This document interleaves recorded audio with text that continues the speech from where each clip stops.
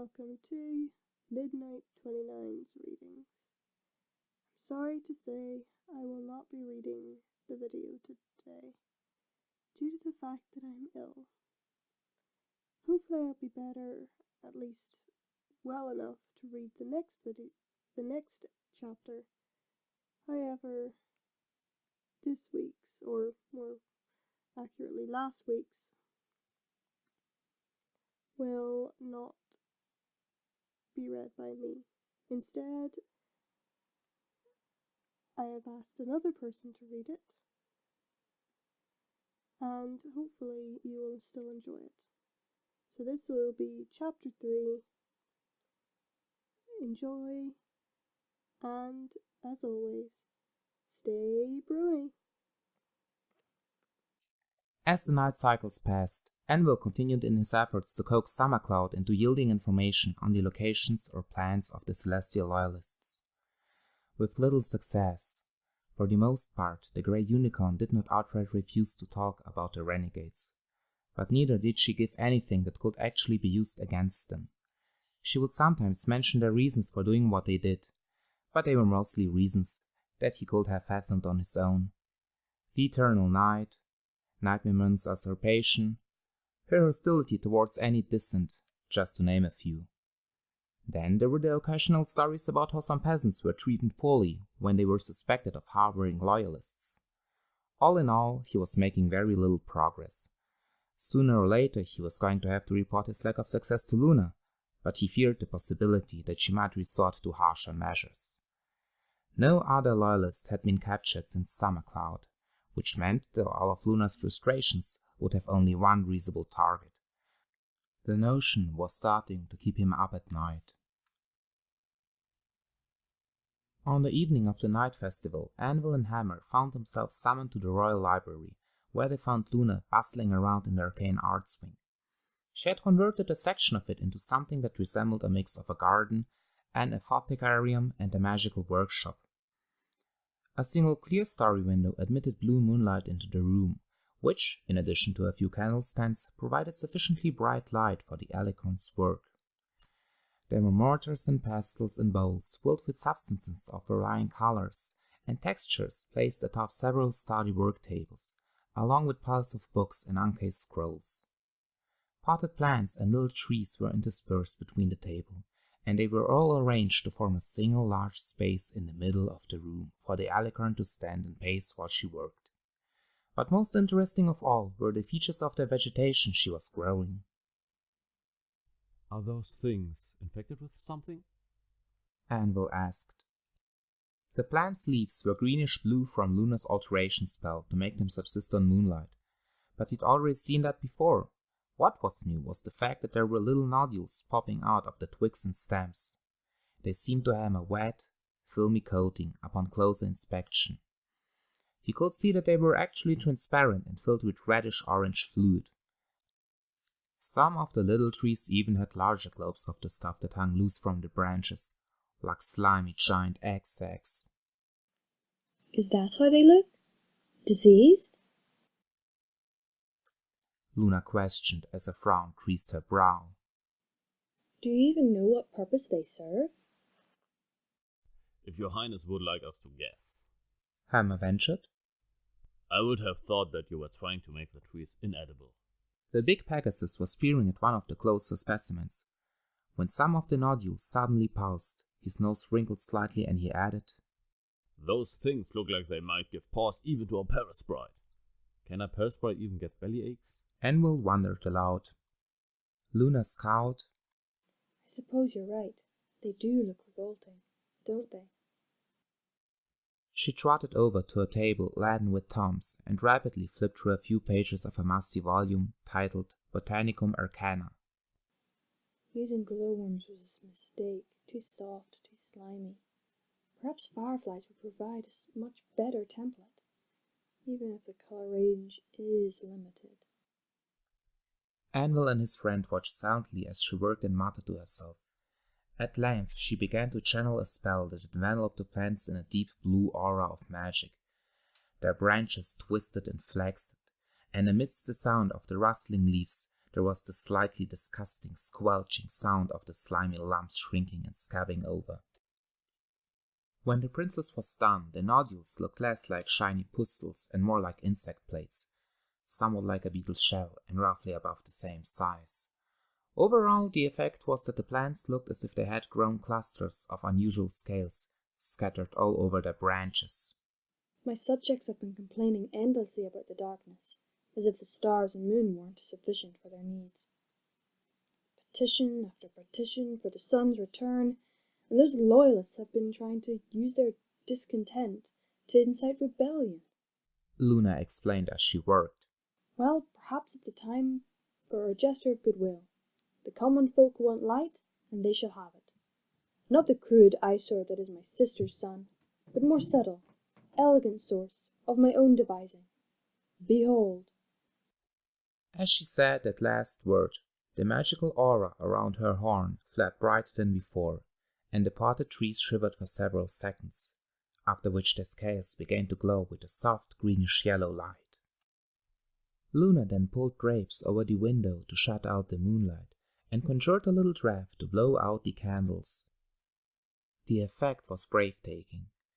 Each tree looked as if it was a night sky in itself, with little yellow stars dotting its stems and spreading out in fantastic patterns over its branches, in stark contrast to the deep color of its foliage. But the difference between these miniature constellations and the night sky was that they glowed brightly enough to serve as lamps, living, growing ones. Anvil realized that his mouth had formed a little O, and Hammer's expression was so impassive that he could tell that even his friend was impressed. Luna smiled when she saw their reactions. It was almost the same sort of enthusiasm that he'd seen when she'd presented her new spell to Celestia that fateful night. Well, it looks like you're going to put the candle makers out of business, Anvil commented. He prodded one of the glowing notes, but quickly withdrew his hoof when the lights pulsated. That is, if they are safe. They don't feed on the blood of the innocents or some such, do they? What? No, of course not. Luna snapped, seemingly appalled at the idea. But she suddenly grinned wolfishly and added, But I suppose I could make them feed off yours, if you like. If you do, I would like to keep one, Your Highness. Hammer piped up. I'd feed it every day. Anvil rolled his eyes. I'm touched by your devotion. Turning back to Luna, he said, I suppose you intend to cast the spell across the land like last time. You do require the unicorns of the Night God to assist? Luna raised an eyebrow. Concerned about magical fatigue again? She lifted a dark-coated foreleg and examined her hoof, saying, You know, one of the perks of this form is that such spells are no longer a strain. But to answer your question, no, I need no such assistance. The rest of Equestria can wait. For today, my gift shall be solely for citizens of Everfree. Come, she added, striding purposefully towards the library's exit. The night festival will soon begin, and it would be a shame for us if we did not attend. The night festival was held in Everfree's common gardens, some distance from the palace and in the heart of the city. It spanned several acres and was filled with grassy knolls, little groves of fruiting trees and flowers, and the occasional slab of decorative Pegasus architecture. A massive ornate stone dais stood in the middle of the garden, circular in shape with wide steps spreading out and down from its center, and scattered around it were the stalls of vendors as they catered to the culinary wants of the attending ponies. Glowworm lanterns and colorful banners hung from every tree. It was a little chilly, but a few strategically placed braziers settled any possibility of complaint. Luna was sitting on some resplendent cushions and rugs at the top of the dais, with Hammer and Anvil standing watch by her side along with 6 of the newly trained recruits. From this vantage point, Anvil had a reasonably broad and unobstructed view of the gardens, except for some places where an unusually high knoll or grove of trees blocked his line of sight. Ponies from all walks of life had been invited to the night festival. But from what he could see, the attendees consisted mostly of the nobles and the rich folk from Everfree. There were substantially fewer of the common city folk, and even less so of the farmers and traders from outside the city. At least that was what he surmised from their appearances. Most were far too well groomed to be peasants, and all along the boundaries of the gardens were stationed the rest of the Night Guard's recruits, and Anvil was relieved to see that they were looking the part. Their training had paid off, it seemed. Once the appointed time came, a fanfare of trumpets silenced the crowd, and Luna roused all fours. Her magically amplified voice rang out across the garden. As the last words left her lips, several multicolored flares shot up from behind the dais, whizzing into the sky, and when they exploded, the crowd was treated to a brilliant display of enchanted fireworks. Fiery phoenixes and dragons of every color of the rainbow soared and cavorted in the starry sky, in addition to the regular starbursts and fizzing lights. The crowd cheered wholeheartedly this time, and Anvil saw Luna beaming happily, possibly for the first time since her transformation. If this was the crowd's reaction to Luna's personally designed fireworks, he wondered what it would be like when she finally revealed her enchanted firefly trees. Sometime after her opening speech and display of fireworks, the attending bards and musicians began to take turns leading ponies in song and dance and playing uplifting tunes and melodies. Through it all, Luna sat serenely on her place atop the dais, watching the festivities with little sign of merriment. It almost seemed like her initial joy had already worn away. If anything, she seemed deep in thought, and Anvil found himself wondering whether she was even enjoying herself. It was almost like a performance, as if her participation in the festival was only a show for her subjects. Or rather, it looked like she was cultivating the crowd, like how a carpenter would work on a furniture or a blacksmith his tools. It might have been his imagination, but at the moment it didn't seem very unlikely that she was treating this festival of hers more like a project, rather than an actual heartfelt celebration. That's close enough, Hammer called out. That shook Anvil out of his musings. At the bottom of the dais was a heavily bearded, richly attired unicorn, with a thick cloak on his shoulders and gold and silver medallions on his chest. He knelt low, medallions clanking as he went, and awaited Luna's permission to speak. "What is it?" she asked. The unicorn rose and hesitantly said, "Pardon me for the intrusion, Nightmare Moon. Duke Escutcheon of House Blueblood. At your service. If I may say, you look absolutely stunning, and this is without a doubt the most wonderful celebration that I have had the pleasure to attend in a long time." When the Moon Princess didn't give any sign of annoyance or displeasure, he beamed cordially and continued. "It would give me just as much pleasure if your majesty would preside over my daughter's wedding the next—" "This isn't an audience chamber," Hammer interjected. "The princess will hear your supplication at the appropriate time and place." "No, it's fine. I'm willing to make this night an exception. Let him approach." "As you wish." Duke Escutcheon boned his thanks and trotted partway up the dais, stopping at a respectful distance, just slightly farther from Luna than her guards. He then shot an indignant look at Hammer before addressing her. "Your Highness is most generous. Well, come next spring. My daughter will wed—" Anvil stopped listening. Whatever the noble wished to say, he doubted he would have much interest in it. Unless matters of unforeseen foulbursts or explanation endeavors were concerned, the conversations of nobles were rarely engaging. A discreet glance told him that Luna's interest was already waning, and she was entertaining him merely as a matter of formality. He tried to focus on his duty and watch over the crowd instead. Unfortunately, Duke Escutcheon's little conversation with Luna had started a trend amongst the rest of the attending nobles, and before long there was a line of them queuing up for their turn to shower the bemused Alicorn with praises and petitions. Apparently they had all been waiting for the first pony to test Nightmare Moon's temperament, and since the Duke still had his head firmly on his shoulders, they had all probably arrived at the conclusion that she was unlikely to bite their heads off too. Inwardly, he sympathized with the sheer tedium that Luna must be experiencing. Eventually, though, the tide of the nobles did stop and Luna was able to watch the festivities without harassment.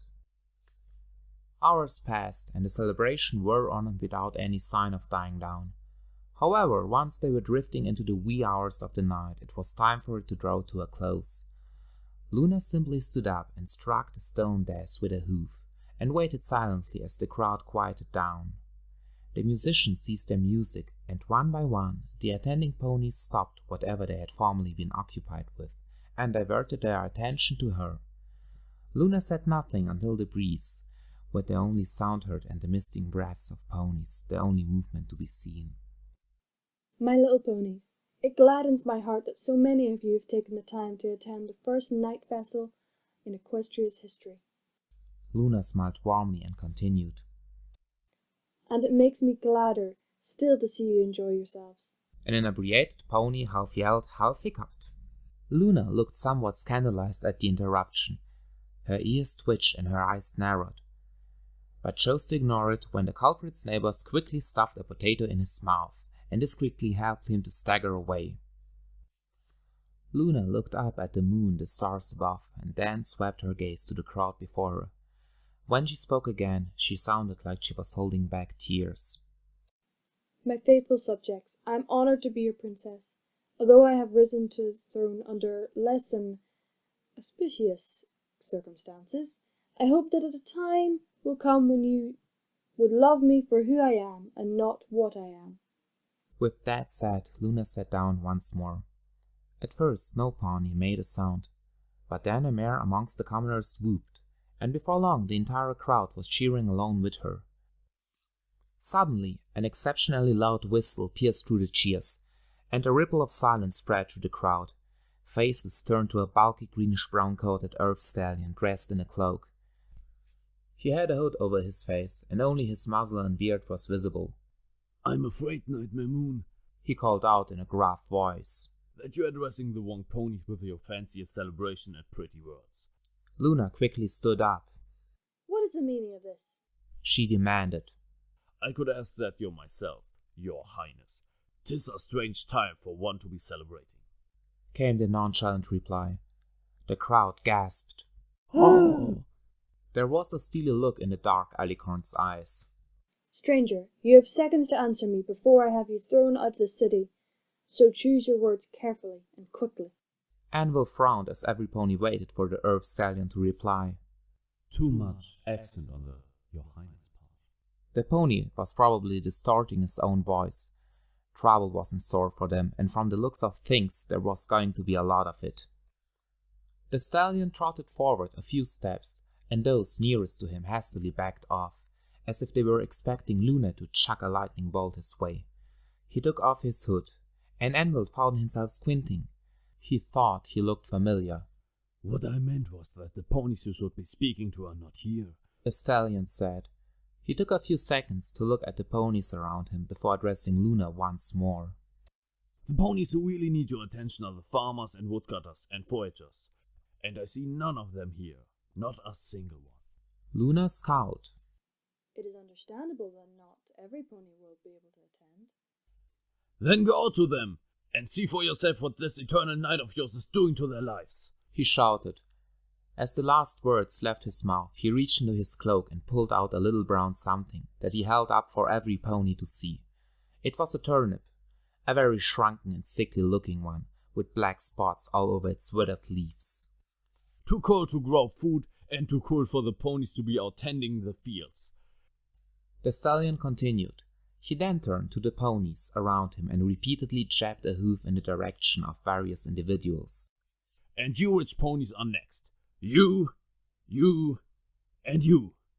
You all sit here enjoying yourself with your vast stores of food, whilst the poor suffered. Perhaps you don't realize it, but your food does come from somewhere, and it will not last forever." He then turned his eyes back to Luna. "So, your majesty, explain this to them, and see if they are as quick to love you as these sycophants." So saying, he unceremoniously lobbed the turnip at the dark alicorn. Quick as lightning, Hammer intercepted the turnip and slapped it away with a wing.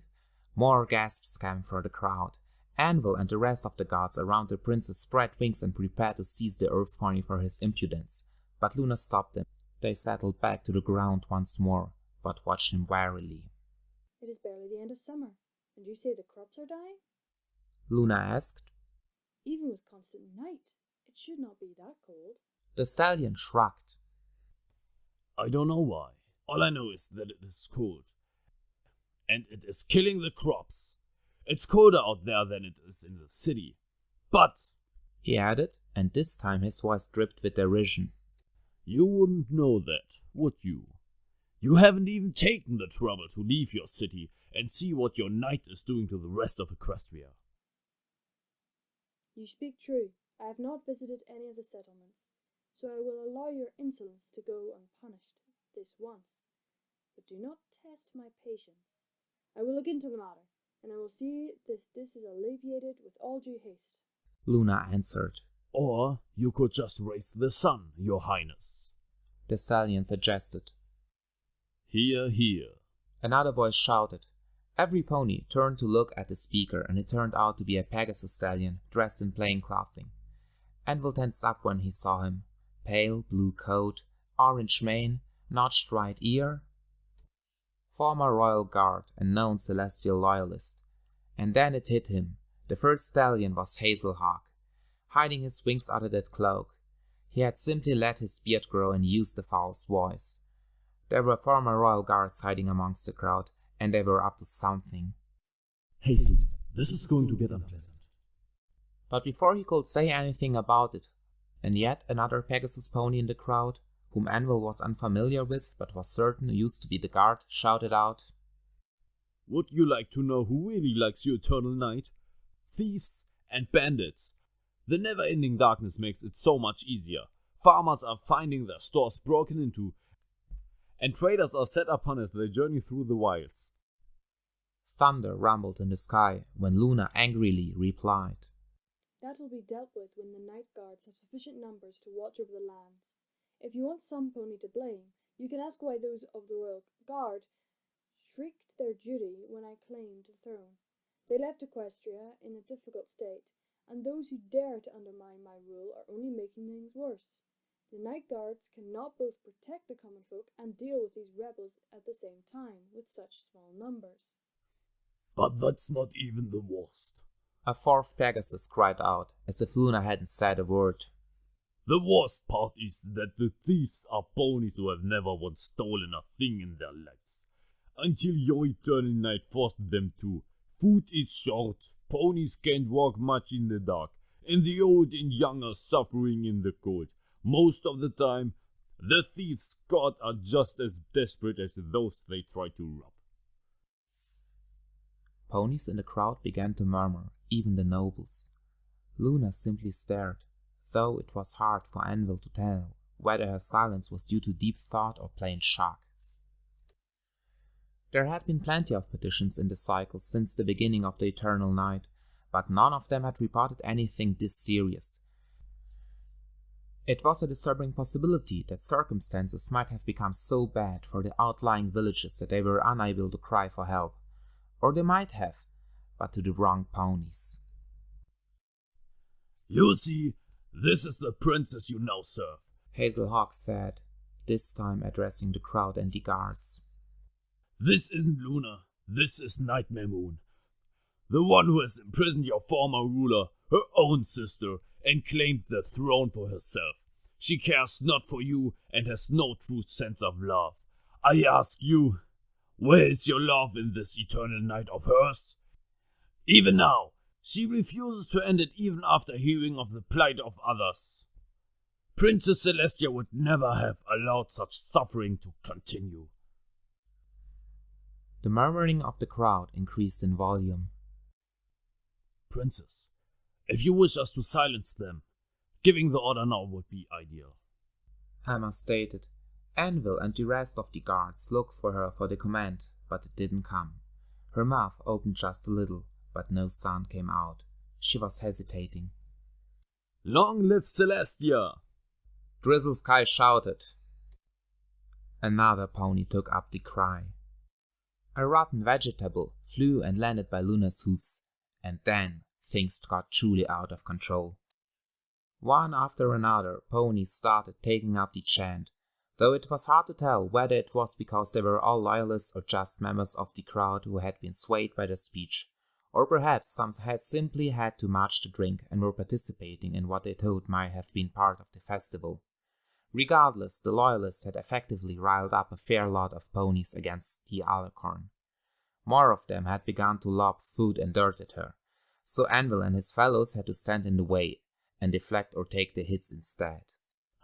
Anytime now, Your Highness, he said, looking back to Luna. Her face was impassive, but those eyes of hers were seething. They were starting to glow, and another clap of thunder was heard in the sky above. Guards, arrest them, she commanded. but you two wait here. Keep an eye out. There's more to this display than mere defiance. Hammer whistled sharply and motioned for the night guards to move in and seize the loyalists, all except one, whom Anvil instructed to fly back to the palace to call for assistance from the few veterans left in Luna's service. There was no telling how many loyalists were in the crowd or how many of them were battle-worthy, but he was sure that the freshly trained guards right here were likely to be outmatched by the former royal guards, especially since Luna had told him and Hammer to hold back for now. Night guards watching from the boundaries of the garden stopped in to help, and they along with the six by Luna's side dove into the crowd, which broke apart at their approach, leaving the loyalists standing their ground. Anvil counted at least 16 of them. Scuffles broke out between them and some over-enthusiastic individuals in the crowd, but his attention was focused on the fights between the loyalists and the night guards. Unfortunately, their rawness showed, and in spite of the greater numbers, the former recruits were quickly beaten and subdued. Only a few of them managed to put up a proper fight. But it was mostly because they were unicorns, and so had surprised the loyalists with unconventional magic. But there was only so much they could do against those who had the advantage of years of experience. Magic alone wasn't enough. Before long, all of the night guards were pinned to the ground in various undignified positions by their opponents. Terrible. Just terrible. Are these the best you could come up with? Hazelhawk muttered with a pointed look at Anvil and Hammer. He then squared his shoulders and hovered above the crowd. Everfield's new guards cannot even protect themselves against the old, so how can they accept them to protect its ponies against criminals of the darkness? I tell you, the thievery and banditry are only going to get worse with time. All under her rule. Is that truly what you want? Bite your tongue, loyal whelp. The Moon Princess spat. You will leave this place now or suffer my wrath. Whether you like it or not, I am the true ruler of Equestria. And I am unimpressed. Hazel deadpanned.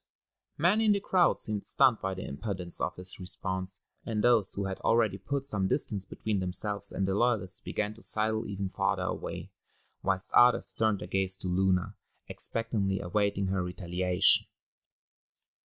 Luna's horn began to crackle with energy, but Anvil quickly said, He's goading you, Your Highness. They want you to show violence in front of the crowd. Then you go. Teach them humbly, and don't be gentle. She snarled. But Anvil hesitated, and so did Hammer, it seemed. There was something off about the way in which the loyalists were going about their business. They were practically setting themselves up for capture, that is, if the recruits had been better trained, or if he and Hammer joined the fray. Not very strategic. They had both easily defeated that number before, and they could do it again. The loyalists started jeering and hurling more insults their way, but did little else. It appeared that they had no intention of dealing the first blow. But amidst the crowd, Anvil noticed that some hooded ponies were discreetly unshearing the pockets of the festival's attendees out of the gardens. They were preparing for something, and it was dangerous enough that they were unwilling to risk having a crowd around. Come to think of it, it was strange that they were standing or hovering close to the ground, when practically all of them were capable of combat and flight. Horse apples, flight, distraction. They had been watching the wrong ponies. Anvil, up! He heard his friend's voice, and there was a whoosh of air as the big Pegasus took to the sky. There was enough uncharacteristic urgency in those two words of his that Anvil launched himself into the air, without even trying to see what had caught his attention. It wasn't the most dutiful thing to leave Luna so abruptly, but he was sure that if Hammer thought it necessary, it was for a good reason. As he climbed upwards in the wake of his companion, he searched the skies. Even though there was no shortage of clouds with the brightness of the moon and stars, there was going little place for a Pegasus to hide. At least not from trained eyes that had been enchanted to suit the night. And then he saw it, a flashing light too big and inconsistent to be a star. His heart pace quickened when he realized that it was a Pegasus flying at exceptional speed, diving down towards Luna on the dais. There was a glowing cone of static energy around him, centered on his outstretched hoof, and sparks of lightning danced around his body and left a trail of white smoke in his wake. And it looked like he had every intention of slamming all of that energy right into the princess. The screeching roar of the Pegasus ripping through the air grew as he approached with incredible speed. It all happened in a few seconds. Hammer had taken to the air first, and so was the first to attempt to stop the rogue Pegasus. He tried to tackle the Pegasus at an angle to avoid a direct collision, but Anvil saw that he had misjudged the speed at which the Pegasus was diving, and missed and was caught up in the turbulence left in his wake. There would be no chance of his friend catching up to the rogue after that. And now it was his turn. Instead of trying to take the Pegasus at an angle, he decided to take a direct approach. There was no time to come up with a strategy or to perform fancy maneuvers. At that speed, the rogue was unlikely to be able to change direction.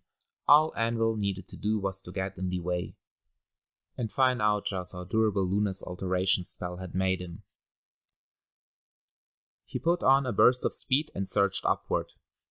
Thiese, this is going to hurt! He saw a bright flash of lightning as the rapidly approaching Pegasus filled his world. He gritted his teeth, and just before the impact, he was treated to the split-second sight of surprise and dismay on the Pegasus' face. Those eyes must have been the size of dinner plates, with pupils contracted to pinpricks. Surprisingly, he didn't feel a thing. There was only a dull, heavy thump.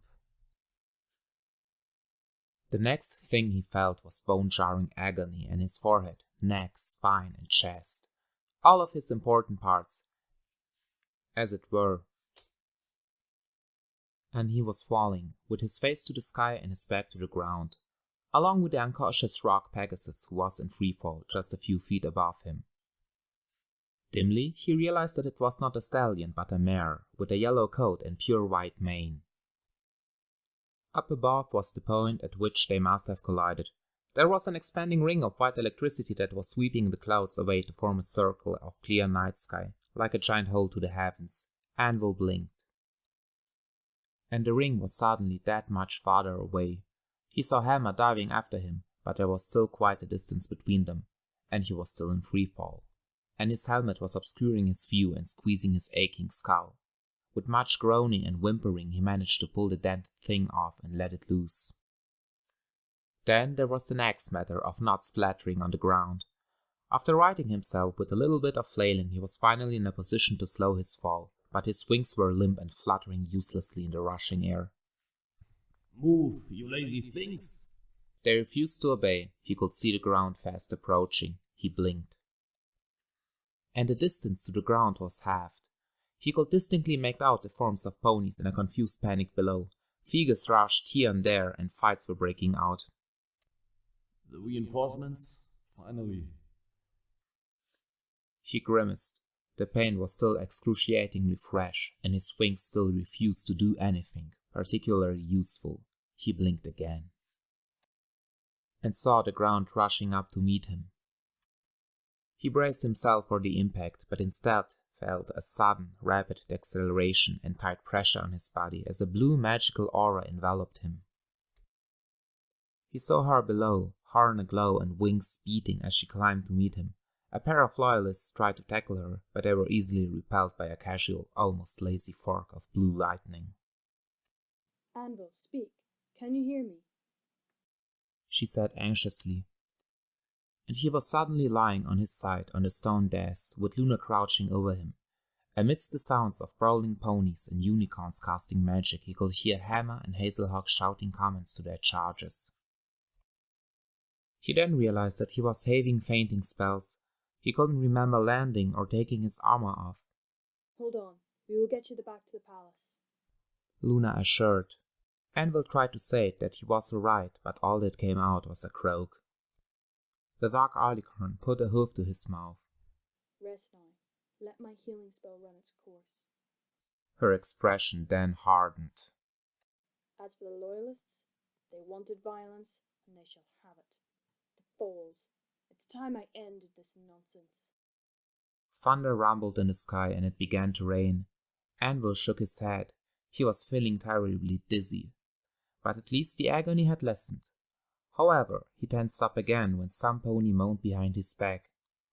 He flipped over to his other side, not without some effort and pain, and saw the unconscious form of the rogue Pegasus that had slammed into him. He surmised that Hammer or Luna must have saved her from the fall too. Amazingly, she appeared to be unhurt, except for a foreleg that was bent at an unnatural angle. Or perhaps it wasn't that amazing and he was just delirious. After all, she had been the one flying downwards and was somewhat protected by the shockwave in front of her. If things had been the other way around, and he'd been the one to do what she had done, a broken leg might be the least of her problems. Almost absurdly, he found himself wondering whether this incident was going to ruin Luna's plans to reveal her and hand the Thiese. He really did want to see what a whole grove of those would have looked like.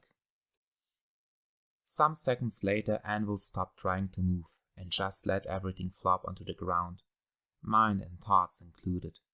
He was tired, and for the time being, the stone desk was the most comfortable thing in the world. Sweet Celestia, this floor is amazing. He gave in to the blackness with the crackling sound of lightning in his ears and the taste of rain and dirt on his lolling tongue.